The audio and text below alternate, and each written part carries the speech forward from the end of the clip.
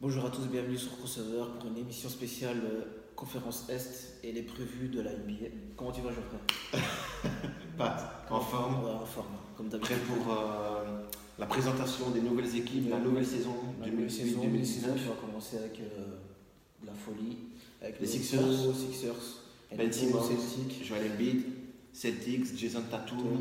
Kyrie Irving, Gordon Hayward, Al Horford, et on en passe, hein, les Terry Rozier et compagnie, ça va envoyer du ça va sale. être lourd. Déjà avec les pré-saisons, c'est vraiment du lourd, donc on est impatient de commencer la saison. Et on va changer un peu le système, on va pas parler des équipes comme ça, dans un ordre qu'on aura choisi à l'avance, non. Je vous ai préparé une petite boîte. Alors c'est juste pour nous, c'est pour le fun, pour qu'on s'amuse un peu, avec les noms des équipes qui sont dedans. Et on va piocher et on fera notre preview sur l'équipe qu'on aura pioché. Et on vous dira un petit peu donc ce qu'on pense de cette équipe pour la saison à venir. Tu es d'accord, hein, Pat? C'est bien ça le sujet. Et les points forts, les points faibles, et évidemment la place où on les situe à peu près pour les playoffs. Voilà, exactement. On ne sera peut-être pas d'accord sur la situation des équipes. C'est ce qui sera intéressant, c'est de donner nos avis qui vont peut-être diverger sur certaines équipes. Toi, en tant que grand fan des Bulls, peut-être qu'à ce niveau-là, tu les verras un peu plus haut que moi. Donc, On verra. on verra.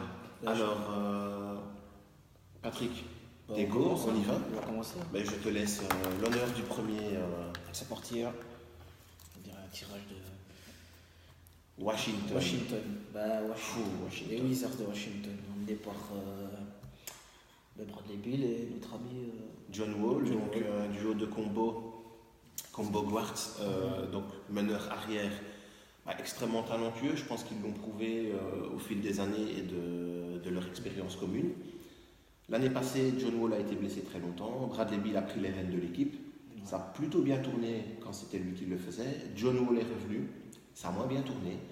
Moi, j'ai ce problème avec les Wizards de l'alchimie du groupe. Je trouve qu'il y a un peu trop de grosses têtes, de frimeurs, de mecs qui croient qu'ils sont vraiment au sommet de l'NBA. Donc, il y a eu une lutte des égos. Tu es d'accord, Ça, c'est Patrick? vrai. Ça, c'est vrai. Bah, dans une autre émission, on avait parlé de la lutte des égos On en a avec parlé très souvent de John ce Wall problème-là. qui aimait avoir la tête d'affiche de la franchise. Puis, Ouais.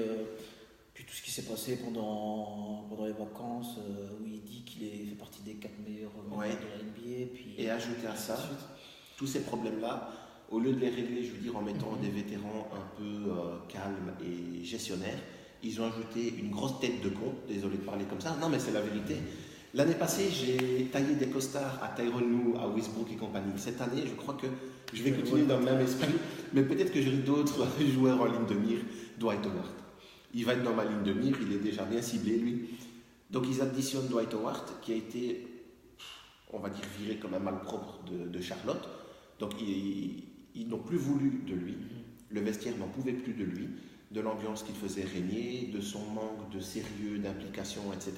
Il paraît que le mec il déboule dans les vestiaires avec de la musique à fond, qu'il est vraiment à tout prendre à la légère, etc.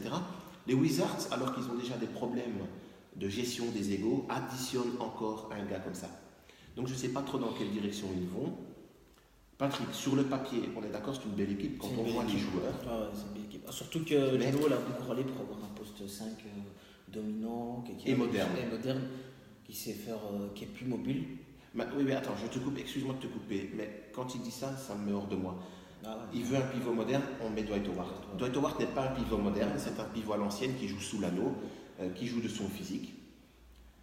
Et il n'a pas de shoot à distance, il n'a pas un très bon shoot à mi-distance, tout se passe sous l'anneau. Il fait un vieux aussi. Donc c'est pas Ouais, c'est pas. un jeu moderne. Ouais, ça c'est sûr. Joel Embiid, on en parlera, est un pivot moderne. C'est quelqu'un Donc- qui sait shooter à l'extérieur, qui est capable de. Voilà. La vitesse d'exécution, la L'exécution, vision et de puis, jeu, l'intelligence. Ouais, ça va être une saison difficile, je pense, pour Washington. Alors on va clôturer Mais sur il eux, faudra- mais tu les vois à peu près faire quoi? Je pense qu'ils vont aller en playoff.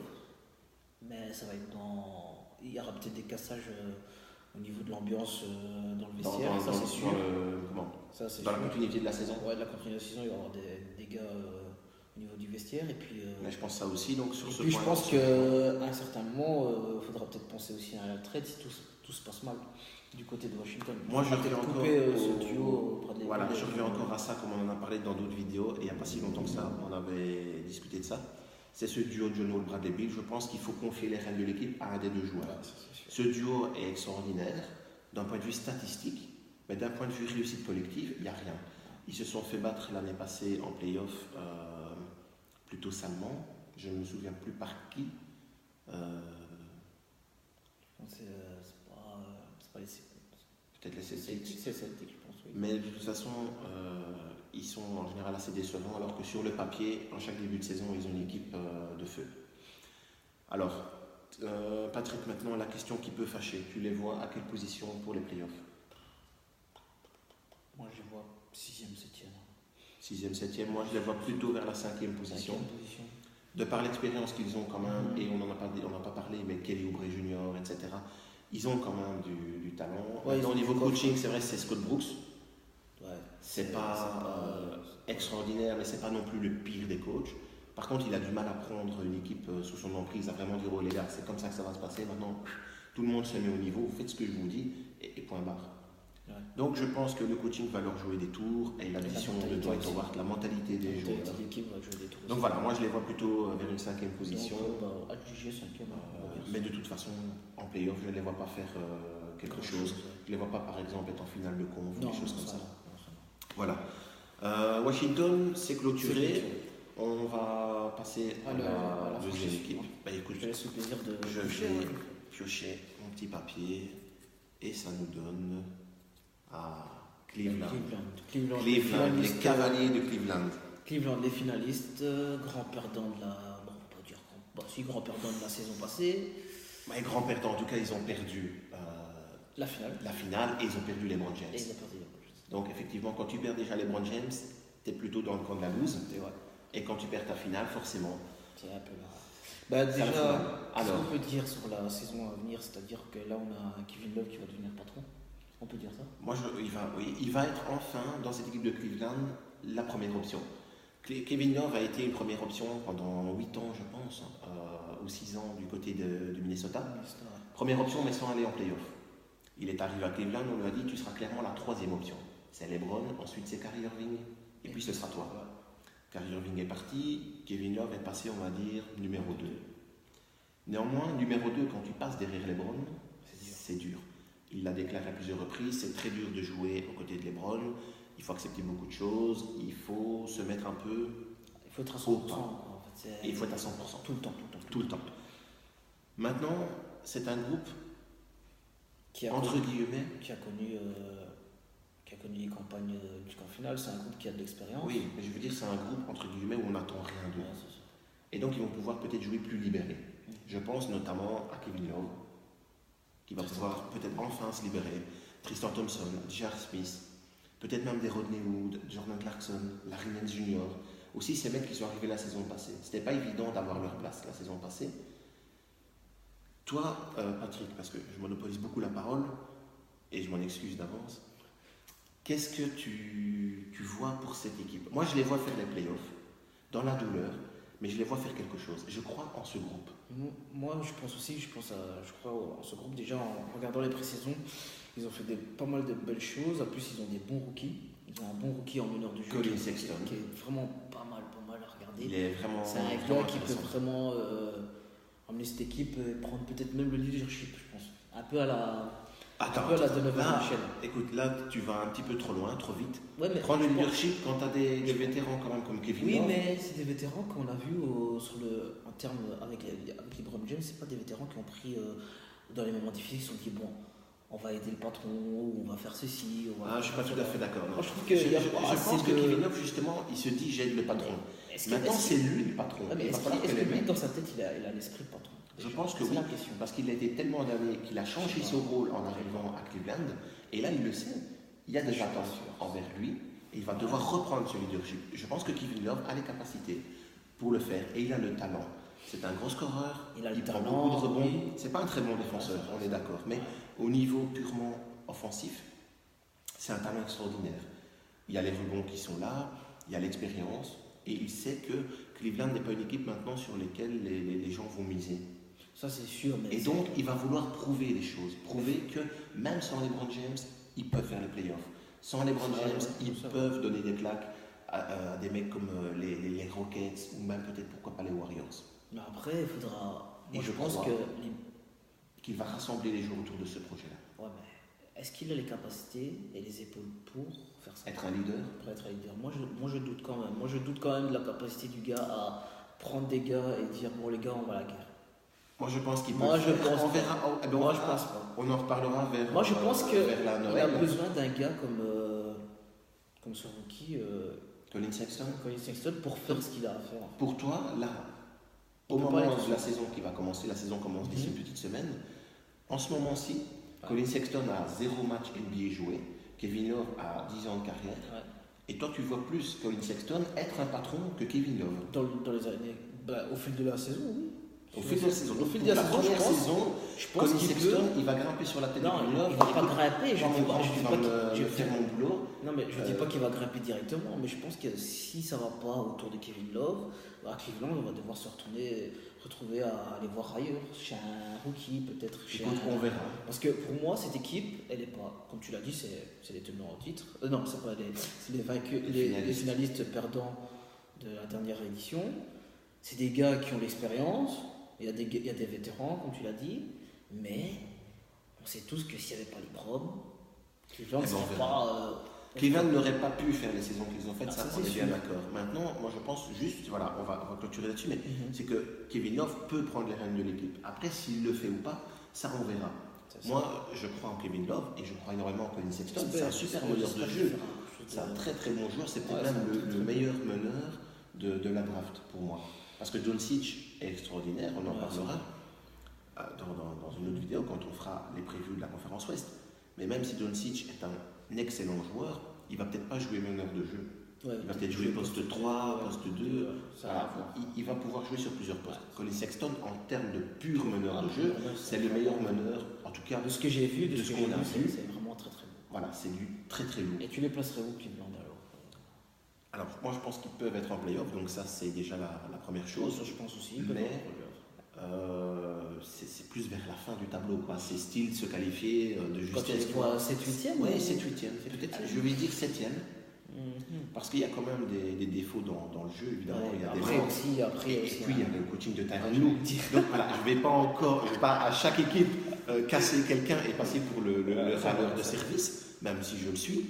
Mais le coaching de Tyronn Lue n'est pas extraordinaire. Il a montré des choses de temps en temps un petit peu intéressantes, mais c'est beaucoup trop léger que pour amener cette équipe de nouveau au sommet. Et puis il y a aussi ce facteur aussi, on en parle tout le temps, mais le King, c'est aussi un poids lourd quand même l'année passée, des années avant. C'est un gars qui dirigeait presque la franchise, on va dire, à tout seul. Est-ce que là, maintenant, les systèmes de jeu, etc. Ici, c'est vraiment une année où on va beaucoup regarder Cleveland dans l'aspect l'après LeBron. Comment vous vivez après LeBron. Et ça, c'est vraiment intéressant. C'est très intéressant. Et Tyronn Lue va être observé à la loupe maintenant. Parce que les gens vont se dire, ok, il y avait LeBron. C'était LeBron qui décidait de beaucoup de choses. Sans LeBron James et sans tout ce que son aura entraîne, que peut faire ce coach-là? 100% de responsabilité aussi. Maintenant, Tyronn Lue ne doit plus trouver d'excuses, il ne doit plus se mettre en retrait en disant j'ai des soucis de la place à LeBron. Maintenant, il doit montrer que c'est lui le coach, c'est lui le patron. Et donc voilà, on verra ce qu'il fait. Je pense que je te suis je les place aussi 7e. 7e aussi, voilà. Donc, j'espère qu'ils vont nous faire une surprise, ce serait beau pour la NBA. Moi, je serais très heureux de les voir même 3e, 4e. Vraiment de montrer, voilà, on est là et on fait tu l'as dit, à l'Est, il y a des gars, il y a des équipes qu'on va parler après qui sont à tout niveau que Cleveland. Et sur le papier, c'est autre chose. Voilà. Donc, pour Cleveland, à suivre, ça peut être intéressant de suivre les Cavs. Ouais. Patrick, on va passer à une autre équipe parce qu'on avance plutôt en douceur aujourd'hui, mais il y a encore beaucoup de taf à faire. Ce sera Charlotte. Charlotte avec un grand ami qui a signé à Charlotte une surprise. Un joueur que tu aimes beaucoup. Un joueur que j'aime bien beaucoup, aussi, un joueur qui marque le respect, et puis ça fait bizarre de le voir là-bas. Tony Parker. Tony Parker, Charlotte, qu'on peut dire Charlotte, grande franchise du meilleur joueur de tous les temps, Michael Jordan. Enfin, grande franchise, non. Non, mais je veux dire la franchise qui est là-bas. Mais, et puis, qu'on peut te dire, Tony Parker, c'est une surprise. La French Connection avec Nicolas Batum. Voilà, ça, c'est dans les points forts de Charlotte. L'expérience aussi. L'expérience de certains joueurs, oui. C'est-à-dire Tony Parker va amener son tempo, sa manière de diriger l'équipe. La manière peut-être d'aborder les matchs, peut-être la manière aussi de gérer une saison pour aller en play-off, parce qu'il faut quand même rappeler que la saison passée, ça a été une équipe qui nous a énormément déçus. On les voyait être en play-off. Et surtout que aussi Tony Parker a un peu ce rôle un peu coaching dans le banc aussi. Oui, c'est un très bon rôle de coach. Maintenant, la saison passée, nous ont déçus, pas de play-off. Dwight Howard qui a fait une très grosse saison statistique, mais aucune emprise vraiment sur le groupe pour guider un peu ce groupe vers les play-offs. Nico Batum, décevant en termes de statistiques, en termes de leadership aussi. Il s'était blessé, donc ça a rajouté évidemment des problèmes à l'équipe. Blessure de Kemba Walker. Très bon meneur de jeu, il est toujours là, donc c'est très bien, ils ont gardé une certaine ossature. Maintenant, pour moi, c'est une équipe de losers. Non, je suis désolé, non, mais c'est pas du tout méchant, c'est pas contre eux, mais c'est une équipe de losers. Pourquoi? Parce qu'on les place toujours un peu au-dessus, soit en play-off ou même très très bien placés en play-off, et nous déçoivent chaque saison. Donc je ne vois pas pourquoi cette saison serait différente des autres. Donc, et il manque un petit truc là. J'ai du mal à voir cette équipe se qualifier. Pour moi, il y aura encore des soucis qui vont faire qu'on se dira c'est bien, ah ben tiens, c'est moins bien, ah ben maintenant c'est légèrement insuffisant, ah maintenant ils sont carrément hors play-off. Et pour moi, ils ne font même pas les play-offs. En fait, c'est comme une montagne russe en fait, cette équipe, c'est-à-dire qu'elle fait des grosses performances et puis après elle chute. Elle commence bien, et puis elle chute. Et puis ça diminue, au fil de la saison, ça diminue de plus en plus. Et à un moment donné, ils sont carrément hors discussion pour les playoffs, alors qu'ils ont un groupe talentueux sur le terrain. Et ça a été très bien coaché l'année passée. Enfin voilà, pas grand chose à dire de plus. Moi, sur je les place pas en playoff. Qu'est-ce que t'en dis? Je ne les place pas du tout en playoff non plus. Même l'arrivée de Tony Parker ne me convainc pas. Il arrive en ayant eu une blessure l'année passée. Il vieillit. C'est une nouvelle équipe pour lui, alors qu'on l'a toujours vu aux Spurs. Je pense qu'il va falloir du temps pour que tout se passe bien dans cette équipe-là. Comme je l'ai dit, équipe de la loose, donc je ne peux pas aller contre ce que je viens de dire. Donc pour moi, ce serait une 11e place dans mes previews. Et toi, tu les vois? Moi, je ne les vois pas en playoff. De la dire les places, je ne saurais pas trop dire, mais je ne les vois pas en playoff. Pas en playoff, voilà. Donc à suivre évidemment comme toutes les équipes. Nous on fait nos previews, on peut avoir tout à fait tort. Donc Patrick, pour les Hornets, on switch. Donc je pioche mon petit papier et nous avons une équipe très intéressante. Une équipe avec un petit accent grec, les Milwaukee Bucks et notre ami Giannis Antetokounmpo. Donc les Bucks, grosse équipe. Déjà un nouveau coach, Mike Budenholzer là. Budenholzer, c'est très bon coach qui a fait du très bon travail avec les Hawks d'Atlanta, qui les a amenés en playoff, qui a j'en perds mes mots, qui a apporté un style de jeu, de la défense et aussi qui arrive à rassembler les joueurs. Donc ce choix de coach, il est excellent pour moi. Excellent. Et puis il y a un gars, comme tu l'as dit, Accent grec là, qui est vraiment monstrueux, qui veut imposer sa un candidat MVP. Marche sur l'Est, ça c'est sûr. On a un candidat MVP, donc Giannis. Ils ont fait du bon travail la saison passée. Ils ont poussé quand même les Celtics à un Game 7 en playoff. Ils ont perdu le Game 7, mais ils ont appris beaucoup, je pense, de cette expérience face aux Celtics. Giannis, aidé aussi par Chris Middleton. Il y a eu l'apport de Robin Lopez. Donc, ils ont quand même une certaine continuité dans le projet, avec des petites touches d'ajout, comme Robin Lopez au poste 5, le coach, on l'a dit. Qui est ancien des Spurs aussi, ancien assistant. Ouais, ancien assistant. Donc, c'est un gars qui a vécu un peu avec les Spurs, avec cette mentalité de la gagne, cette mentalité du jeu. Oui, et puis il y a cette science du jeu. Voilà. Donc c'est un truc qui peut vraiment bien exploser cette année-ci, ou voir dans les 2 ans à venir. Moi je pense que déjà pour cette saison, ça peut les amener à un autre niveau. Et puis j'ai vu énormément de vidéos d'entraînement de Giannis. Alors il a encore pris du muscle. Et puis il s'est entraîné avec Kobe. Donc déjà rien que cette expérience avec Kobe, ça va lui servir énormément. J'en ai des frissons déjà. Il s'est amélioré au niveau du tir à distance. Qui était un petit peu, on va dire, légèrement un de ses points faibles. Et puis là, si cette mentalité de tueur, parce qu'il est extrêmement fort. Et là, cette mentalité de tueur qui est un peu que Kobe avait. Et puis, Il y a cette phrase qu'il a dit j'ai envie d'avoir cette mentalité qu'il a, c'est-à-dire détruire mes adversaires. Quoi. Et Voilà. donc, je me dis il est jeune, il va il est chercher à grand, faire. il est costaud, il va détruire, il Il va casser. Je pense qu'il va mettre son emprise vraiment sur la conférence Il Est. va casser. Et on peut peut-être même le voir comme le meilleur joueur de la conférence Est. Je ne dis pas qu'ils auront le meilleur bilan. Je ne dis pas que c'est celui qui va absolument être indiscutablement le meilleur, mais il peut le devenir. Et il peut le devenir dès cette saison. Parce que la saison passée était déjà très très très sérieuse. Voilà, c'est ça. Apparemment, il a énormément travaillé, il s'est amélioré. Donc, mis à part peut-être un gars comme Kawhi Leonard, Du côté de Toronto, avec qui ça peut discuter au niveau de ce talent pur, Giannis, pour moi, est un pur candidat MVP. Ouais. Patrick, au niveau de leur situation, toi, tu les vois arriver en playoff? Ouais, oui, moi je les vois. Ça, il n'y a pas de... Ouais, ça, moi y a aussi, aucun doute. aucun doute. Après, je les vois quand même top 3 quand même. Top 3 pour toi, troisième? Troisième, juste derrière les. Juste derrière, je dirais après, juste derrière qui, Ouais, mais on je les va vois déjà faire ça troisième. après. Troisième, pourquoi? Parce que je pense Giannis est comme un peu seul des fois. C'est-à-dire que je pense qu'il va devoir faire beaucoup de choses souvent tout seul. Et ça peut le mettre quand même dans le mal. Ça. Il va devoir jouer comme LeBron James a joué Et ça, pendant c'est- 10 ans, c'est-à-dire de faire beaucoup de scoring, des rebonds, des passes, des interceptions, des blocs, faire jouer les autres aussi, réussir à impliquer les autres tout en faisant des stats monstrueuses. C'est pas donné à tout le monde. Il y a vraiment que LeBron, Giannis, Kawhi Leonard et Kevin Durant qui arrivent à faire ça. Et puis il faut voir sa capacité à le faire aussi parce qu'il est quand même jeune.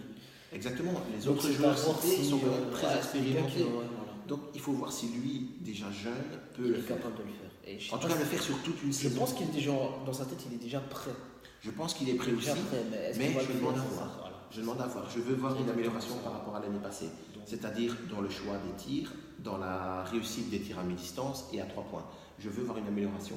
S'il y a une amélioration, les Bucks peuvent être candidats au final conférence de conférence, ça c'est sûr. ça, c'est sûr. Et peut-être, pourquoi pas même, finale NBA. Pourquoi pas. Mais je demande à voir. Puis il y a aussi cette capacité à prendre le leadership. Hein. Ça aussi, c'est quelque chose qui devra Travailler travailler au au fil fil de la saison.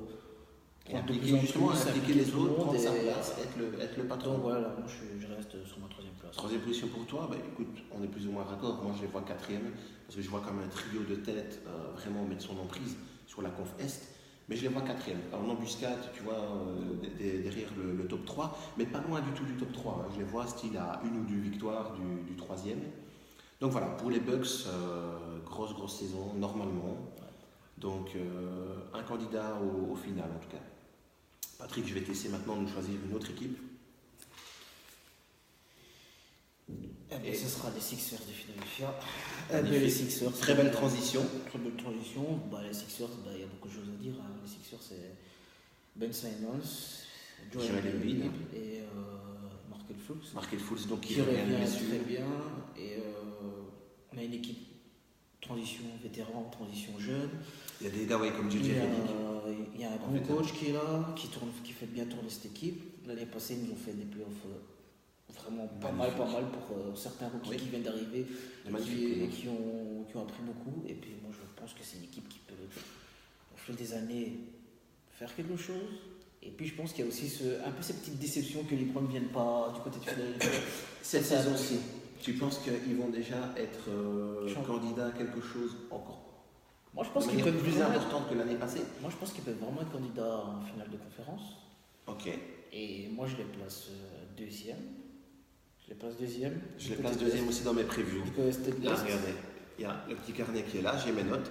Et donc je n'invente pas du tout, je les ai mis deuxième position. Moi, je les place vraiment deuxième. Et puis, je pense qu'il y a.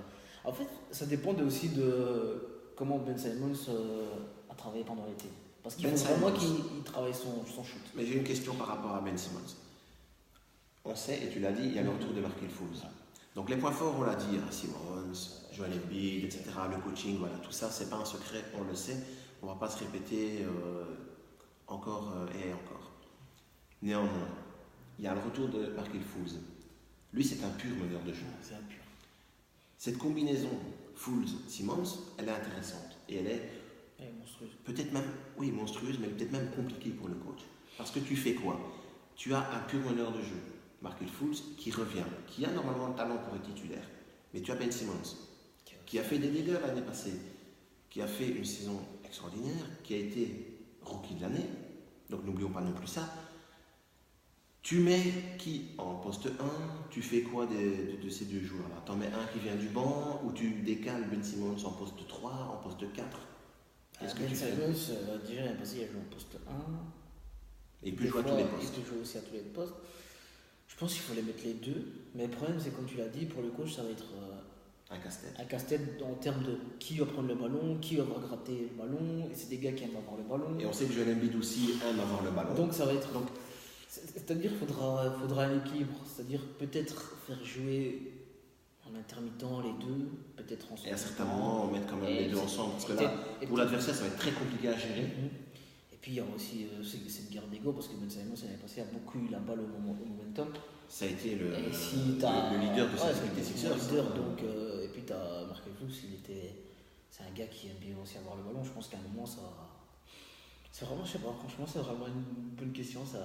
Voilà, donc je pense peut-être tester en début de saison Markel Fultz en poste 1, Ben Simmons en poste 2, voir qu'est-ce que ça donne. Et puis au fil de la saison. Moi, je le vois plus en poste 3, voire poste 4. Néanmoins, voilà, ça peut être le petit caillou dans la chaussure du coach, de se dire voilà, la saison est super, mais il y a ce petit truc là, cette petite gêne, c'est de savoir comment les situer sur le terrain. Est-ce qu'il faut que Markel Fultz vienne du banc? Est-ce qu'il l'accepterait? Oui, il peut l'accepter 5 ou 10 matchs, mais est-ce qu'il va l'accepter sur 82 matchs? Est-ce qu'il va l'accepter du mois de novembre à la fin des playoffs? Ça va être compliqué aussi. Donc voilà, grosse équipe, une équipe qui nous a fait patienter. On a pratiquement pendant 5-6 ans presque dû se contenter de miettes de la part de cette équipe. Maintenant, ils reviennent au devant de la scène et c'est magnifique. Ça fait plaisir pour la ville aussi, pour l'histoire qu'a cette franchise. Voilà, comme tu l'as dit, c'est une équipe légendaire. C'est une équipe légendaire. Donc on est content de les voir à ce niveau-là. C'est vraiment cool. Voilà. C'est top. Ok, donc les Sixers, grosse équipe à prendre au sérieux. Candidat aussi comme Milwaukee, mais peut-être plus que Milwaukee, à cette finale NBA. Bon, on va avancer un petit peu. Je prends le petit papier et nous avons les New York Knicks. Sujet délicat, les Knicks. Une autre grande franchise de la NBA. Grande ville, maintenant grande franchise, oui, mais ça date maintenant de plusieurs décennies. Oui, mais ça reste quand même, les Knicks, c'est quand même... Voilà, donc là je sens déjà qu'on n'est pas tout à fait d'accord. Oh, mais ça reste quand même... Ça reste une équipe c'est pas une équipe qui sort des dernières années décevant, mais le blason représente quand même beaucoup en NBA. Et puis... on va entrer dans le vif du sujet. Je vais découper tout ça au scalpel. Il y a un nouveau coach, qu'est-ce que t'en penses? Je vais découper cette équipe-là, ça va pas traîner. Alors, là maintenant, on va chauffer ici. Donc, New York, Patrick, c'est une équipe qui nous déçoit depuis plusieurs saisons et on attend tout le temps un miracle de cette équipe. Tu l'as dit, nouveau coach. Là, tu mets le point sur le point justement le plus positif pour moi de cette intersaison. Le coach David Fizdale, qui a été longtemps assistant, il arrive là-bas. C'est un coach intelligent qui a montré quand même aussi qu'il allait impliquer les jeunes, qui fait confiance à Porzingis. Il a montré à Porzingis que l'équipe allait dans la bonne direction, il a beaucoup discuté avec lui, il allait le voir chez lui, etc. Donc tout ça, c'est bien, il enjolive un peu le truc. C'est très bien, je comprends. Néanmoins, qu'est-ce qu'il va faire comme système de jeu, en sachant que Porzingis est blessé jusqu'au minimum début 2019, voire même pourrait manquer toute la saison. Donc tu as ton meilleur joueur qui est pété pour peut-être toute la saison. On va voir ce qu'il va faire. Il y a l'autre problème. L'autre problème, c'est Frank Ntilikina. Frank Ntilikina, c'est pas un secret, je l'ai déjà dit, moi j'adore ce joueur. Néanmoins, il manque de ce côté, c'est ce punch, comme tu dis, cette envie de scorer. Ouais. Il est trop soft. Il fait jouer tout le monde, il est le bon copain de tout le monde, et tiens, je te passe le ballon, etc. Oui, il sait défendre, mais au niveau scoring, il n'assassine pas. Non. Ça, c'est un gros problème. Parce que Frank, c'est un pur meneur de jeu. Au niveau du handle, au niveau de cette gestion, c'est un meneur de jeu. Et là, Fizdale vient de déclarer il y a 2-3 jours à une petite semaine, on va être large. Ah mais tiens, moi j'ai une idée, j'envisage de faire jouer Franck Ntilikina poste 4. Ok, donc tu fais jouer un gars qui est limite une brindille. Qui est pas costaud. Poste 4. Poste 4. Alors on sait que Franck Ntilikina a énormément bossé en musculation pendant tout l'été. Sur un an, apparemment, il aurait pris 7 kilos de muscles. Ouais. Très bien, mais le mec en même temps a grandi. Maintenant il est à 2 mètres. Ouais. Donc il a grossi, on est d'accord, mais il a aussi grandi. Donc au final, il reste quand même un peu fin. On a Porzingis qui est déjà un joueur fin, qui s'est pété. Et tu as le coach qui dit, mais tiens, moi j'ai un gars qui est déjà un peu maigrichon, qui est blessé pour encore quasiment un an. Je vais reprendre un autre gars un peu maigrichon et je vais le faire jouer aussi poste 4. Qu'est-ce que tu attends de ce truc-là? Il a trop de meneurs de jeu, on est bien d'accord. Mais Franck n'est pas un poste 4. Et Franck, tout gentil qu'il est, parce que je l'ai dit, c'est le gars qui veut faire plaisir à tout le monde, qui est très cool, très ah ben tiens, je vais impliquer tout le monde, a dit ah ben oui, ok, je vais faire mon possible et je vais bosser pour être poste 4. Ok, mais à un moment donné, il dit à ton coach, écoute coach, ok, je veux bien tester, mais voilà, je reste dans l'esprit un poste 1. Donc ça veut dire qu'en poste 4, il va devoir se coltiner des Kevin Love, des Lamarcus Aldridge, des Draymond Green, tous ces mecs costauds, ces mecs qui ont des biceps plus gros que la cuisse de Franck. Kevin Durant. Comment il va se les coltiner?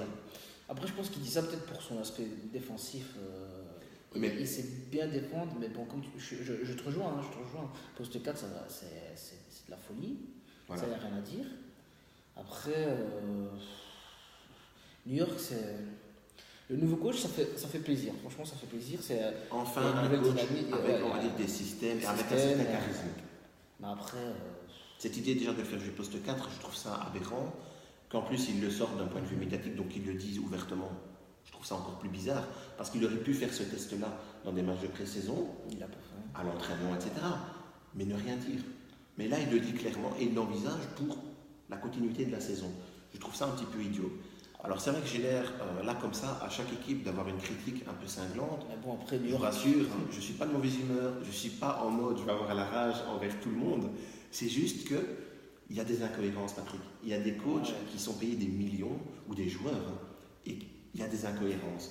Après, ceci, c'est un peu aussi les 5 dernières années de New York. Il y a beaucoup d'incohérences dans cette franchise. Ouais, et ça part dans tous les sens, on a envie d'y croire, mais on a envie d'y croire. Et ils nous mettent des petites choses, on se dit, ah, c'est pas mal, et puis on redescend dans ce nuage. Et puis je pense que en fait, le fait que Porzingis soit vraiment blessé encore pour une année, je sais pas encore ça, trop ça casse les projets, la dynamique. Ça casse les dynamiques qui étaient là, on avait un gars qui était capable de, dans les moments où ça n'allait pas, il était capable de sortir un peu de l'eau. Et de scorer des 30-35 points. Et t'emmener peut-être les New York en playoff. Là, ça va être parti pour 2 ans de blessure. On ne sait pas s'il va revenir au top. On ne sait pas que ça va être les New York dans 2 ans. On ne sait pas comment il va revenir. Est-ce qu'il va être à 100% ou pas? Et puis après. Et quand aussi? La question, c'est quand. Donc voilà. Pour les fans de New York, soyez patients. Patrick, ton prono au niveau de l'opposition, pas de play-off, moi non plus, je vais être très sévère. Mais j'espère qu'ils auront une saison avec beaucoup de matchs gagnés, puis j'espère qu'il y aura. Beaucoup de matchs. J'espère mais quand même, j'espère qu'ils vont faire quand même le taf, et puis après on va un peu rêver pour les saisons à venir, avec peut-être une équipe qui va peut-être un 5 majeur qui va peut-être sortir du lot, et peut-être avoir un rookie qui va peut-être arriver en 2019, qui va peut-être les amener un peu plus au-dessus et les faire rêver, et puis peut-être. Okay. Mais bon, ça c'est des rêves, mais après. Voilà. Sur le côté réaliste, tu les vois dans quelle situation? Ils sont playoffables. C'est une équipe qui. Moi je les vois 12e, donc désolé pour les fans de New York, je sais qu'il y en a énormément, mais pour moi c'est pas une équipe de playoff et ils sont même loin pour moi des playoffs. Donc 12e position pour moi, et toi tu dis quoi? Moi je dis la même chose que toi. Même chose que moi, 12e, voilà. Donc on est encore très loin du niveau d'une équipe playoffable. On est loin des New York des années 90 quoi. Ouais, on en est très très très loin. On peut rappeler d'ailleurs pour ceux qui ne sont pas forcément fans et qui l'auraient un peu oublié, je ne suis pas du tout en train de critiquer les Knicks, parce que les Knicks c'est quand même en 1999 l'équipe qui a été finaliste face aux Spurs. Donc on parle quand même d'une équipe qui a, ça fait 20 ans, a quand même fait une finale NBA. Et puis c'est une grosse ambiance aussi. côté de New York. Le Madison, c'est là que. Une grosse culture de la NBA. C'est là que ça se passe. Grosse culture de la NBA, que ce soit dans les rues, dans les maisons, c'est-à-dire avec les playgrounds. Ça joue le basket du matin au soir. Quoi. C'est vraiment. Voilà. C'est la ville du basket. Ok, Patrick, Bon, on enchaîne. On enchaîne. Il nous reste encore beaucoup d'équipes. Alors, Atlanta. Atlanta, on va plier ça très vite, si tu permets. Atlanta. Désolé pour les fans des Hawks. Maintenant, je ne sais même pas s'il y a des fans des Hawks. Il y en a toujours. Hein. Patrick, je dis ça parce que c'est l'équipe, les Atlanta Hawks, c'est l'équipe qui réunit le moins de fans dans les gradins. Ouais. Les Hawks et les Pistons. Alors que les Pistons, ils ont eu des années extraordinaires, mais les Hawks, c'est culturel. Ils ont énormément de mal à avoir des fans. C'est l'équipe avec la moins bonne fréquentation au niveau de la salle. Donc si déjà à Atlanta même, ils n'arrivent pas à remplir les salles, j'imagine mal ailleurs dans le monde et en Belgique qu'on ait des mecs qui me disent ouais, je suis un grand fan des Hawks. Néanmoins, il y a quand même du positif. De quoi envisager l'avenir. Il y a du positif. Mais bon, comme tu l'as dit tout à l'heure, c'est plus Atlanta d'il y a 5 ans avec ces 4 joueurs All-Star. Non, on en est très loin. Avec des gars qui pétaient des équipes. Les Al Horford, les Paul Millsap, invaincus sur leur les Jeff Teague et compagnie. Qui étaient invaincus sur leur parquet. Donc, Joey Johnson et tout ça. Ici à Atlanta, l'avenir se passe sur un seul type, qui est rookie. Très young. Très young, qui nous a tapé un bon petit 3 points contre les Spurs ici il y a 2-3 jours. Le entre guillemets prochain Stephen Curry, donc artilleur à 3 points. Assez soft quand même, physiquement. Oui, mais il est vu comme le prochain Steph Curry grâce à cette capacité à scorer à 3 points et de très loin. Le 3 points contre les Spurs il est au bout de la salle, il est quasiment dans les grenades, il est quasiment en train de prendre son ça, il tape ça en mode buzzer beater, donc c'est vraiment la capacité à dire voilà, j'ai des coronets, je suis prêt. Voilà, et ça c'est une bonne surprise parce que c'est pratiquement la seule chose vraiment positive pour les Hawks, avec peut-être Taurean Prince, qui l'année passée a fait une belle petite saison. Joueur que je trouve aussi intéressant, et j'ai envie de voir ce duo exister sur plusieurs saisons, voir ce que ça donne, tu vois, parce que même au niveau de l'alchimie dans les matchs de pré-saison, il y a une petite connexion entre eux, donc je trouve ça plutôt intéressant. C'est pas mal. Néanmoins, on part de plus bas que les fondations pour les Hawks, on reconstruit tout, donc il va falloir beaucoup de patience, et c'est un projet sur plusieurs années avec en point central ces progressions et ce talent de Trae Young. Donc tu les places où, toi? Donc moi je les place alors 15e position, donc les derniers de la conférence Est. C'est une équipe qui se crée seulement son identité, qui va seulement essayer de mettre les choses en place. Donc je ne vais pas du tout les allumer parce que voilà, je les mets 15e, mais c'est parce qu'ils reconstruisent tout. Donc c'est un tout nouveau projet. Et donc c'est. Je te rejoins là-dessus aussi. C'est pour l'avenir. Il faudra du temps pour Atlanta pour revenir à ce qu'ils étaient. Oui, il va falloir quelques saisons, donc, un gros transfert, et puis aussi, etc. Oui. Et puis aussi, il faut préparer Trae Young au game, quoi. C'est-à-dire voilà. il faut laisser le temps de. Laisser le temps de prendre de la masse musculaire, d'avoir l'expérience, de choper le jeu NBA, etc. Et aussi d'apprendre à défendre parce que c'est pas un bon défenseur du tout, mais il n'a pas le physique pour non plus. Donc ça va se faire avec le temps. Donc voilà, les Hawks, je les mets 15e, c'est sévère, mais en même temps, c'est. Une transition de 3 années de notre saison, peut-être. Ouais, 2 ans minimum. 2 ans de transition. Voilà, une saison ici pour dire t'apprends des choses, et la saison prochaine peut-être essayer d'ajouter un joueur expérimenté. Et de voir comment la sauce se prend. Et d'ici 2-3 saisons, essayer de dire ok, maintenant on attaque pour être en playoff. Donc voilà, les Hawks, on va être très patient avec eux. Alors, on enchaîne sur les Pistons de Détroit. J'en parlais en disant que leur salle était souvent vide. D'ailleurs, à ce sujet, j'ai une petite anecdote, Patrick, et vous qui nous suivez, c'est que les Pistons ont décidé de changer les couleurs des sièges. Ils les mettent maintenant, je crois, en rouge, un peu comme ton t-shirt. Oui, parce que visuellement, ça fait moins vide à l'écran. Non, mais c'est sérieux. Donc, c'est tellement vide qu'ils disent, on va changer pour faire semblant que ça se voit moins à l'écran. Donc voilà, une stratégie qui est tout à fait hors coaching ou hors jeu. C'est une stratégie un peu visuelle. Visuelle. Si les Pistons en sont réduits à ça, je suis très triste pour cette équipe. Donc, Patrick, on va enchaîner un peu les points forts et les points faibles. Nouveau coach. Nouveau coach, et j'ai envie de dire, il était temps. Ciao Stan Van Gundy, un coach qui manquait de charisme, qui manquait de stratégie et même de façon aussi de gérer une équipe. Un coach qui a souvent critiqué ses joueurs dans les médias et de façon ouverte. Donc, ces joueurs n'ont pas toujours apprécié d'être critiqués comme ça ouvertement. Et il l'a toujours fait. Donc, ça lui a joué des tours. Ici, ils se sont dit, ok, nous, la page Van Gundy, on la passe. Le coach, alors, ils ont pris le coach de l'année. Toronto, donc un coach qui sait défendre. Dwayne Casey, donc qui a été élu coach de l'année. Ouais. Un coach qui sait défendre, coach de l'année comme tu as dit. Un coach qui offensivement connaît tous les systèmes à peu près.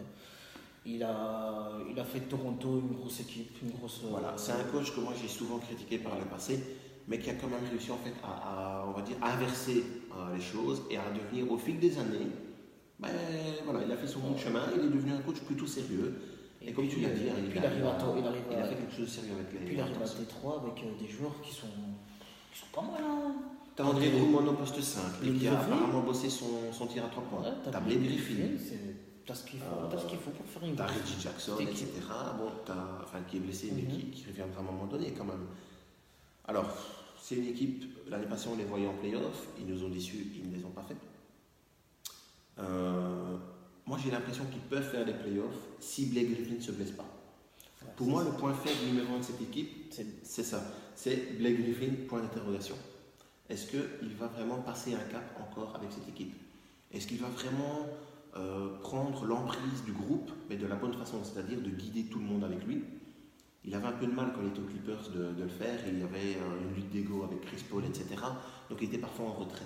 Ouais, maintenant, à Détroit, il n'y a pas de grosses personnalités comme Chris Paul. Drummond est un très bon joueur, mais qui manque aussi à prendre une équipe avec lui. Donc je pense que Blake Griffin peut guider les autres dans ce projet playoff. Patrick, moi je les vois en playoff, mais ça se joue à ça. Ouais, à rien. Je les vois en 8e position. Moi aussi, donc je les vois en 8e juste parce qu'il y a Blake Griffin, et je pense que aussi le fait que s'il ne se blesse pas, il peut envoyer du lourd avec un coach qui aime jouer offensivement aussi. Et donc je pense que ça peut vraiment le faire, mais après, les blessures à Détroit, on n'est jamais sûr de rien avec ce gars. C'est ça le problème. C'est un gars, dans son jeu basket, c'est vraiment du lourd. Oui, mais la fragilité physique. Et puis physiquement. Donc moi je les vois en 8e si Blake Griffin ne se blesse pas. Ouais. Et donc c'est déjà de justesse. S'il se blesse, je les vois être bien loin des playoffs. Hein. Donc voilà, les Pistons, équipe playoffable, mais. Voilà. Patrick, je te laisse enchaîner sur une autre équipe. Toronto, donc on vient d'en parler, le coach est parti. Coach viré, coach qui est parti à Détroit, Kawhi qui arrive. Kawhi, donc le trade Kawhi Leonard arrive à Toronto. Et DeRozan, on en a parlé dans une émission spéciale, donc on ne va pas revenir trop sur le sujet, mais voilà. Kawhi, c'est candidat MVP tous les soirs, joueur extrêmement talentueux, mais caractère de cochon. Il a voulu absolument quitter les Spurs. Caractère de cochon, on va dire, c'est plutôt influencé par son oncle. Par son oncle, plutôt influencé par son entourage, mais après, je pense qu'en termes de caractère, c'est un gars quand même. Oui, mais cool. Il a quand même refusé de jouer pour les Spurs. Or, les médecins des Spurs disaient qu'il est apte à jouer. Ouais. Il a refusé de jouer, il a refusé de dialoguer avec les joueurs, avec Coach Pop. Il s'est fermé, il s'est braqué. Et ça a duré toute la saison quand même. Donc, à un moment donné, je me dis, le gars, il a un talent de fou. C'est un LeBron James, mais en plus jeune. Ouais. Néanmoins, avec ce problème du caractère, est-ce que ça va se passer correctement à Toronto? Ben, je pense qu'à Toronto, ce qui va le mettre un peu dans la mouille, c'est le fait d'arriver à la place de DeRozan. Et DeRozan était meilleur ami avec Kyle Lowry. Donc Kyle Lowry n'apprécie déjà pas tout ça. Voilà. Donc il arrive en mode, c'est ta faute que DeRozan part. Exactement. Donc il y a déjà ça. Puis il y a le fait qu'il y a le GM Masai n'est pas très bien apprécié du côté des fans. Il y a ça aussi. La trahison, parce que c'est vu comme une trahison envers DeRozan, et puis ne passe pas. Tu as Kyle Lowry qui fait un peu le mou là, pendant les vacances. Il dit ouais, voilà, vous avez balancé mon pote du côté de San Antonio. Moi, je suis pas trop d'accord avec le fait que vous voulez changer. Et puis, il y a une nouvelle dynamique. Le coach n'est plus là. Nouvelle dynamique. Le coach qui arrive. Donc, Je ça pense fait qu'ils beaucoup vont, pour Toronto quand même. Hein. voilà, ils vont avoir beaucoup de choses à gérer. Maintenant, les points forts, évidemment, comme tu l'as dit, l'arrivée quand même de Kawhi contre DeRozan, c'est un joueur plus fort, plus grand défenseur, qui peut scorer peut-être plus facilement.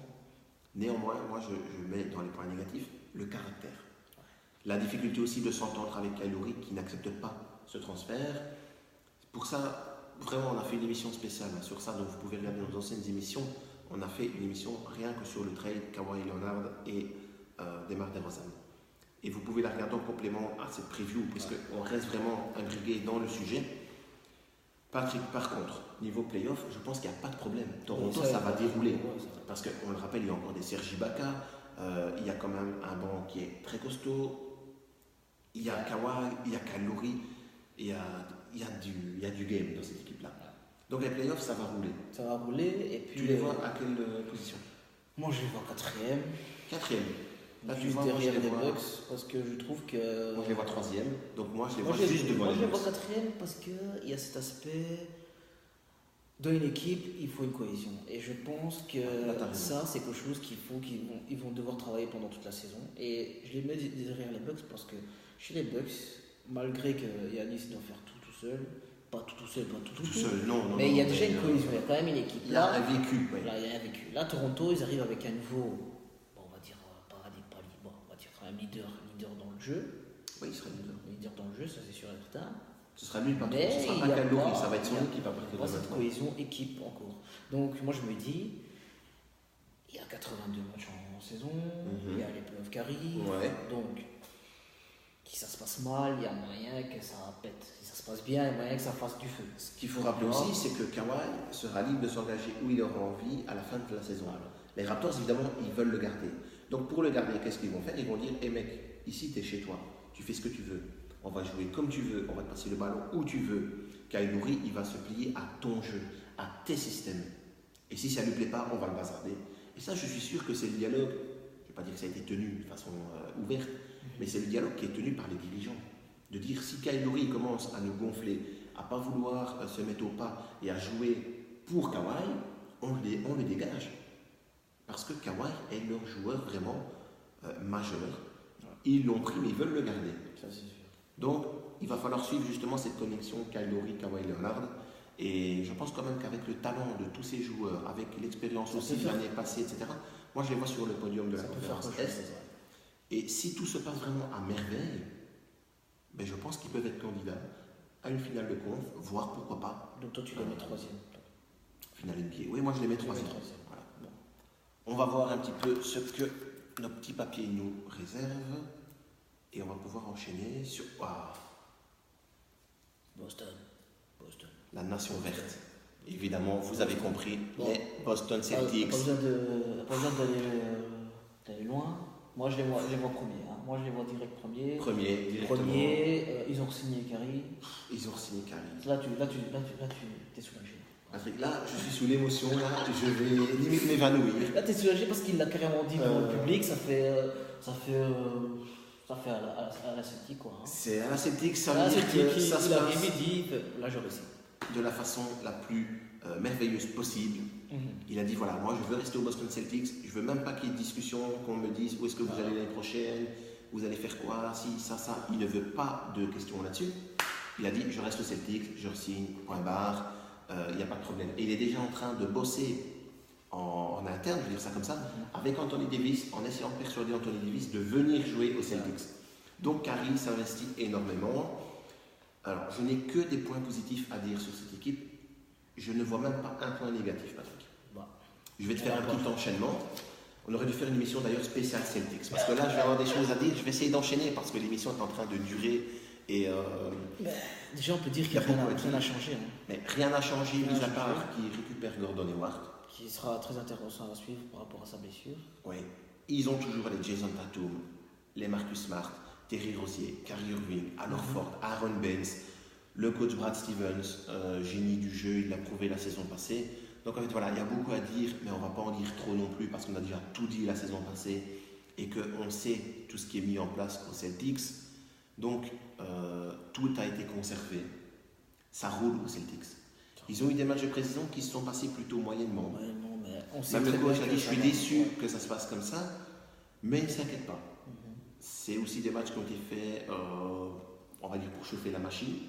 Leur objectif, c'est pas forcément la saison, c'est les playoffs et aller jusqu'au bout, aller détrôner cette équipe des Warriors.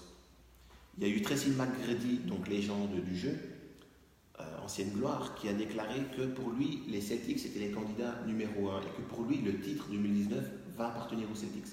Il ne voit pas les Warriors réussir le triplé, mais il voit les Celtics. Et on ne peut pas forcément lui donner tort, même si les Warriors restent candidats. Les Celtics, c'est quand même les Warriors de l'Est. Ouais. Et ça, c'est pas moi qui le dis. C'est Klay Thompson. Exactement. Donc, on a des gloires de la NBA qui disent qu'ils les voient candidats. Ouais, on a Klay Thompson, joueur champion avec les Warriors, qui dit les Celtics, pour moi, c'est les Warriors de l'Est. Donc, il y a, de façon, on va dire, unanime, les avis qui vont vers ces Celtics en disant que du positif, quoi. Voilà, qui sont vraiment candidats. Et donc, ils vont être pris au sérieux. Ils vont être attendus. Donc ça a peut-être été plus compliqué que la saison passée, puisque la saison passée, personne ne connaissait Jason Tatum, en tout cas pas au niveau NBA. Et il y avait cette blessure de Gordon Hayward des premiers matchs qui a un petit peu chamboulé les projets. Et puis cette blessure de Kyrie avant les... Et la blessure de Kyrie Irving au moment le plus chaud de la saison. Et avec tout ça, ils ont réussi à faire des playoffs de dingue. De dingue, des Terry Rozier, des Marcus Smart, des Jason Tatum, Jalen Brown, Al Horford. Donc c'est-à-dire qu'ils ont déjà une équipe. Ils ont une équipe déjà en termes d'expérience pas mal. La saison passée, avec les blessures qu'il y a eu et les joueurs qui ont dû passer des étapes directement, c'est plus qu'une expérience d'une saison. Pour moi, là, ils ont gagné 2-3 ans d'expérience commune. Parce que toutes les épreuves et les playoffs qui ont été faits, des joueurs qu'on attendait plutôt tranquillement, qui allaient faire le petit bout de chemin, qui ont dû prendre le leadership de l'équipe, qui ont dû faire des stats. Ils ont gagné des années d'expérience en commun. Et c'est pour ça que je les vois évidemment finalistes, bien sûr. Je ne peux pas les mettre ailleurs que candidats à la finale NBA. Moi, je les vois quand même finale. Ouais. Je ne sais pas si je les vois champions, je ne veux pas m'avancer trop vite. Champion, je ne sais pas. Je pense qu'il va falloir voir ce qui se passe dans la conférence Ouest. Ce qui se déroule dans la saison. Parce que quand même, Tracy McGrady. C'est Tracy McGrady. Tracy McGrady qui a dit qu'il les voyait champions. Qu'il les voit champions. Quand tu vois l'effectif, on en parlera dans une autre. On en parlera quand on fera les previews. Quand tu vois l'effectif des Warriors. C'est du costaud aussi. C'est complet. On y viendra plus tard dessus.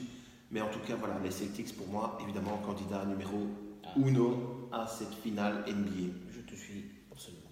Voilà. Là, on est raccord. Patrick, tu nous réserves quelle équipe maintenant pour notre preview? Miami, ok. Bon, Miami, pas grand chose à dire. Écoute, Patrick, on va enchaîner. Ouais. Miami c'est non playoffable. Moi, je les vois sur une 10e position. Bonus, on va dire côté positif, c'est le retour de D-Wade. Voilà, D-Wade qui avait dit qu'il allait peut-être prendre sa retraite. Pour finir, il a dit non, je continue. Maintenant, c'est aussi un point négatif dans le sens où D-Wade, il est là, c'est très bien, mais il est vieux. Voilà. Il est vieux, il est en mauvais état physique. On sait, c'est des problèmes de dos, des problèmes de genoux, problèmes de cheville. C'est des blessures un peu dans tous les sens. Il est sur une dernière saison, on va dire un peu en mode tournée d'adieu. Donc voilà, il va être là, il va peut-être venir du banc. Maintenant, ça peut changer. On les met hors playoff, moi je les mets 10e.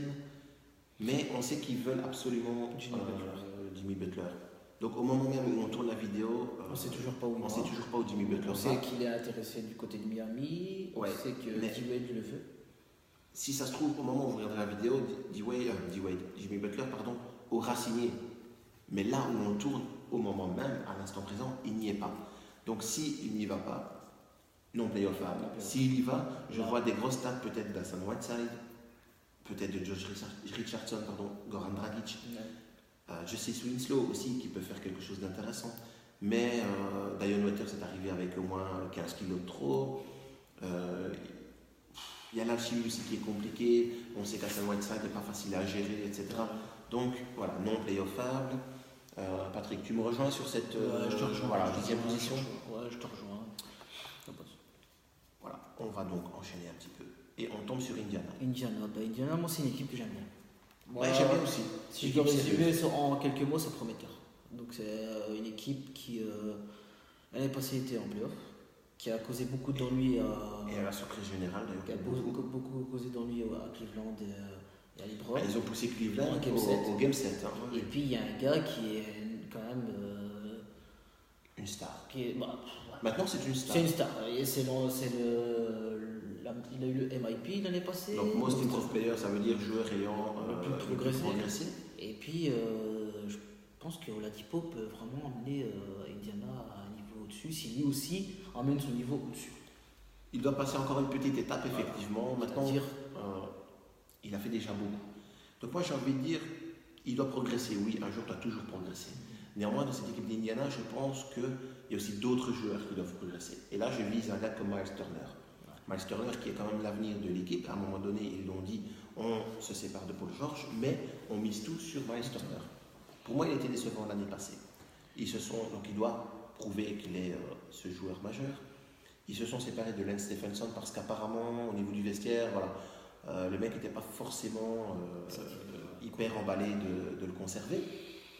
Donc c'est une équipe qui repart un peu avec les mêmes gars, un peu de choses près, mais à voir s'ils peuvent se battre avec les cadors de l'Est, c'est-à-dire évidemment, on en a parlé déjà, les Celtics, les Sixers, les Raptors, Milwaukee, donc voir un peu où ils se situent. Moi je les vois faire les playoffs bien entendu, parce que tu l'as dit, Oladipo est quand même un joueur extraordinaire. Je les vois 6e position. Moi je les vois à 5e position. 5e. Voilà, donc tu es un petit peu plus généreux que moi.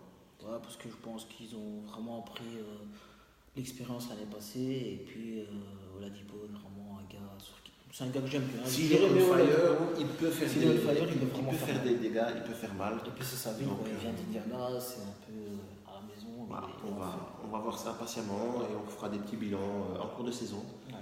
Donc en tout cas, Indiana, une belle équipe à suivre, un beau collectif. C'est très bien coaché aussi en plus. Ça défend, ça fout la misère à pas mal d'équipes. C'est une équipe un peu que je pourrais comparer à Utah, l'équipe du Utah Jazz, qui est une équipe un peu, on va dire, un peu casse-couille, une équipe que tu n'as pas envie de jouer. Ouais. Tu sais que tu peux les battre parce que ce n'est pas l'équipe la plus talentueuse, mais tu sais qu'ils vont t'emmerder, tu sais que ça va être très dur de les battre. Ils vont te rentrer dedans, ça va faire mal, ils vont rien lâcher. Tu peux mener le match de 20 points à 5 minutes de la fin, tu sais qu'ils vont continuer à y croire et ils vont continuer à te faire la misère. Ouais. Donc Indiana, une équipe qui peut peut-être créer la surprise, je les mets 6e. Mais voilà, j'avais mis Washington 5e et Milwaukee 4e, mais ça peut tout à fait changer, parce que c'est une équipe qui peut franchir plusieurs paliers. Voilà. On va tout doucement se diriger vers la fin. Il nous en reste peu. Alors Orlando. Orlando, c'est un peu une équipe, on va dire, comme Atlanta. On a une équipe qui se construit, Patrick, on est d'accord. Ouais, c'est une équipe qui se construit, mais qui se construit depuis pas mal de temps là quand même. Ça fait des années qu'on se dit, on y croit. Alors l'année passée, en tout début de saison, ils avaient fait une bête de début de saison. 10 matchs réussis, 10 matchs gagnés. Ils avaient fait un truc de dingue, et moi je me suis même dit, waouh, ils vont faire les playoffs. Oui, patatras. Pour arriver à la moitié de saison. Même avant la moitié de saison, c'était déjà terminé. Donc Orlando, c'est le même groupe. Hein. Oui, c'est le même groupe. Néanmoins, ça c'est ce qui me fait un peu kiffer quand même cette équipe-là, c'est l'arrivée de Mo Bamba. Ouais. Alors on a fait une émission spéciale, vous l'avez peut-être vu, si pas, je vous invite à le faire, sur YouTube et sur le Facebook de Crossover. C'est une émission spéciale draft où on avait assez longuement parlé de Mo Bamba, qui est un joueur que j'adore. Je explique dans cette vidéo le pourquoi du comment. Et je me dis, cette arrivée de Mo Bamba, Patrick, elle peut peut-être faire progresser un peu le jeu, mais pas encore l'équipe. C'est-à-dire, je fais simple, mais il va faire des stats. Il va aider les coéquipiers, gros défenseur, rebounder, il va fracasser des anneaux. Néanmoins, il n'a pas l'expérience, évidemment, pour prendre un groupe avec lui et faire élever le niveau de tout le monde. Il y a aussi Evan Fournier, donc, qui risque de faire du scoring. Il y a toujours Nikola Vucevic. On ne sait pas trop quoi en faire, j'ai l'impression, du côté du Magic. Il y a des matchs où il mise beaucoup sur lui, des matchs où il est un peu relégué au second plan. Pour moi, une équipe que je place 14e, donc juste devant les Hawks, mais voilà, ça ne se joue à pas grand-chose. Si ça se trouve, ils seront 14e, comme ils peuvent aussi être 15e. Peut-être un peu plus haut aussi. Oui, peut-être 12 ou 11e, mais pas grand-chose. On est loin des playoffs et on n'a pas une équipe faite pour aller en playoffs. Mais il faut faire attention à Lobamba et à sa qualité à progresser sur les années à venir. Oui, et alors aussi peut-être Jonathan Samuels aussi, l'ancien des Spurs, hein, Patrick, si je ne m'abuse, qui l'année passée avait fait quelques matchs intéressants, mais au final est rentré un peu dans le rang de cette équipe, c'est-à-dire un petit peu nonchalant. Donc j'attends beaucoup aussi de ce joueur. Alors. Donc pour les fans du Magic, c'est un peu comme les Hawks, etc. Il faut être patient. Alors là, on va à Chicago. Ma franchise à moi. Chicago, toute déception quand même. Hein, parce que Markkanen. Déception, parce que c'est une équipe qu'on a envie de voir en play. C'est une équipe légendaire. C'est une légende. Et puis, il y a des joueurs qui sont pas mal du côté de Chicago. Jabari Parker aussi. Hein. Voilà, tu viens de le dire. Jabari Parker qui vient d'arriver. Gros scoreuse malgré sa grosse tête. Il y a une grosse tête. Et au niveau défense. Défense, il ne veut pas défendre. Il ne veut pas défendre, voilà, il l'a dit. La défense, c'est pas pour moi, il y a des mecs qui doivent le faire. Moi, je suis là pour scorer, on me paye pour scorer, pas pour défendre. Bon, puis, ça déjà, drôle de mentalité. Hein. Ça, c'est sûr. Puis, du côté coach, on n'a pas un coach exceptionnel du côté de Chicago non plus. Ah non, ça, on peut le dire. Ça va pas tourner comme on voudrait que ça tourne. Puis, mais il y a quand même un point positif, c'est Wendell Parker, ce rookie qui vient d'arriver, qui est pas mal. Qui a ce côté. C'est lui qui va te faire, par exemple, te relever en pleine nuit pour regarder un match des Bulls? Non. Si, je vais regarder les matchs des Bulls, mais ça dépend de leur début de saison, ça va dépendre de leur jeu, ça va dépendre de ce qu'ils vont apporter, et s'ils prennent feu ou pas. Je te sens attristé, Patrick. Moi, je me sens attristé, mais je me dis quand même, il y a de la jeunesse. Et je me dis que la jeunesse, ça peut faire quelque chose. Oui, ça peut faire quelque chose, mais moi, je me dis, c'est une équipe qui a posé les fondations, voire un peu plus que les fondations. Elle est plus en avance dans sa construction, par exemple, qu'Atlanta ou Orlando. Mais il manque encore quelque chose. Il manque des mecs d'expérience. Et alors, Jabari Parker aurait pu être ce joueur-là. Mais rien que la déclaration où il a dit « Moi, je ne suis pas là pour défendre. Il y aura des mecs qui le feront, mais moi, on me paye pour scorer. » Ça, c'est un truc que je trouve aberrant parce que la défense, c'est l'affaire de tous. C'est comme la propreté. Voilà, c'est le nouveau slogan pour la NBA. Vous pouvez utiliser ce slogan-là. Je vous le laisse. Mais c'est vrai, Patrick, la défense, c'est l'affaire de tous. Chaque joueur doit défendre. Ah, c'est sûr. Donc, drôle de mentalité. Maintenant, il y a des gars quand même comme Markkanen, Zach LaVine, etc. Il y a des choses qui sont mises en place. Voilà, comme tu as dit, il y a Zach LaVine, il y a Markkanen, mais malgré Markkanen qui soit blessé, je trouvais que ce gars-là, s'il n'était pas blessé cette année-ci, il aurait pu. Il a un petit truc, de toute façon. On aurait pu emmener Chicago un peu plus haut. Tu sens qu'il a un truc un peu. Je vais me chauffer un peu à la Dirk Nowitzki, quoi. Il a un peu ce petit truc. Là, je me chauffe. Mais je sens qu'il a cette envie de scorer, il a envie de prendre la franchise à lui. Je te comprends tout à fait. C'est chez moi, j'ai envie d'emmener Chicago au-dessus. Je te comprends parce que c'est un très très bon joueur. C'est un très bon joueur. Joueur européen. Et là, il a aussi une sorte de leadership et de modestie. Voilà. Un peu à la Dirk Nowitzki à ce niveau-là. Là, je te rejoins. Il reste simple.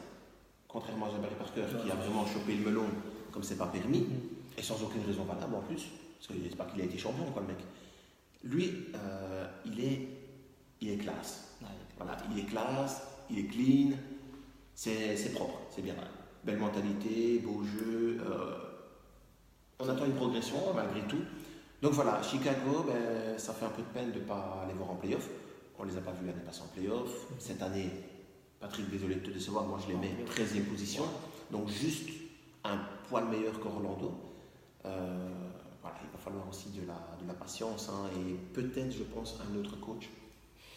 Le coach, c'est qui encore le coach des Bulls? J'ai un trou de mémoire. Il a un nom spécial. Je vois sa tête. Hein. Voilà. Écoutez, on n'est pas en mesure de vous donner le nom du coach, donc excusez-nous. Regardez peut-être sur le net. Ouais, mais c'est parce que Chicago, c'est plus ce que c'était, c'est pour ça. On a un trou de mémoire. Mais ça va revenir. Ça va être à l'image peut-être de la saison des Bulls. Je ne le sais pas, mais voilà. Je te laisse écoute, le dernier, je sais qui c'est, forcément, puisque c'est notre dernier papier. Ce sera les Brooklyn Nets, mais on va quand même ouvrir le papier. Et forcément, c'est Brooklyn Nets. Brooklyn Nets, qu'est-ce qu'il y a à dire? Alors, Brooklyn, il n'y a pas grand-chose à dire, mais en même temps, c'est une équipe qui va miser sur sa jeunesse. Avec D'Angelo Russell. Il y a D'Angelo Russell dans les points positifs tout de même. Spencer Dinwiddie, qui est un joueur talentueux, qui fait son possible aussi. Je vois cette équipe-là, malgré tout, souffrir d'un vécu, d'une expérience commune à haut niveau. C'est une équipe qui va faire son truc. J'ai l'impression qu'ils peuvent plus ou moins gratter à la porte des playoffs, mais sans s'y inviter. Toi, c'est un peu comme si tu fais une fête chez toi, tu as invité tous tes potes, la maison elle est remplie, il n'y a plus de place pour un seul pote. Et tu as un pote qui vient derrière et qui gratte à la porte. Et tu la laisses fermer. Les Brooklyn Nets, pour moi, c'est un peu cette équipe-là. Ils vont vouloir s'y inviter, mais ça ne va pas le faire. Close. C'est fermé pour eux. C'est un peu à l'image des dernières années quand même du côté des Brooklyn Nets. C'est quand même une équipe où on se dit toujours, voilà, il y a de la jeunesse, ça peut faire quelque chose. Mais dans 2-3 ans, je les vois faire les playoffs.